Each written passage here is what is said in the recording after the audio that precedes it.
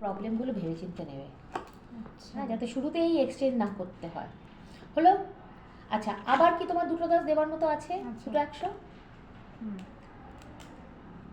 ওকে, তাহলে এটাতে দিতে হবে 3 জনকে 10 10 10 হয়ে গেল। হুম এইবার 101টাই আছে, দুজনকে দেওয়ার মতো নেই, তাহলে কি করবে? চেঞ্জ, চেঞ্জ খুচরো করো। আগে দেবো না, আগে নেব। 10টা 10 নিতে 10টা দাও।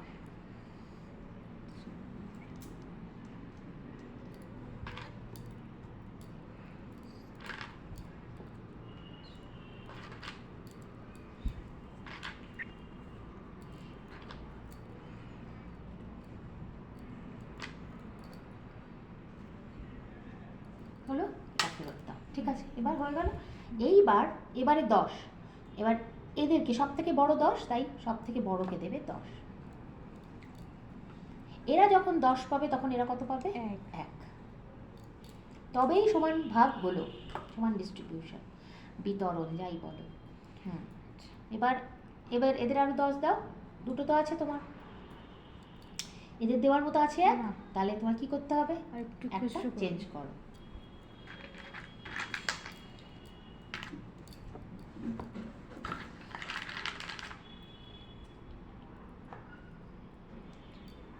কতগুলো ছিল অরিজিনালি?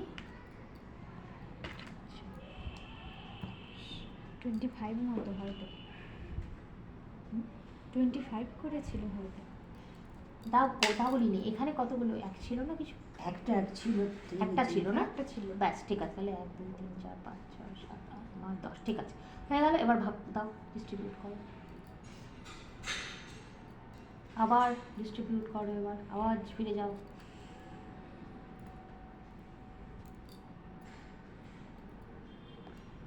আবার ফিরে যাও, যতক্ষণ ভাগ ডিস্ট্রিবিউট করতে পারবে করে দাও।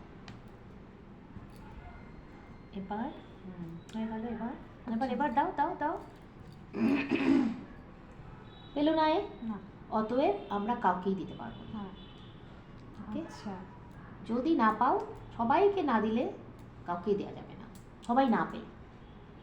তার মানে আমার এবার ভাগ করা শেষ। এবার আমার দেখার কথা ভাগফল কত। ভাগফলেই সবসময় এই কত পেয়েছি। 10 20 21 22 23 24 24, তাহলে ভাগফল হলো 24, আর রিমাইন্ডার কত? 22 22।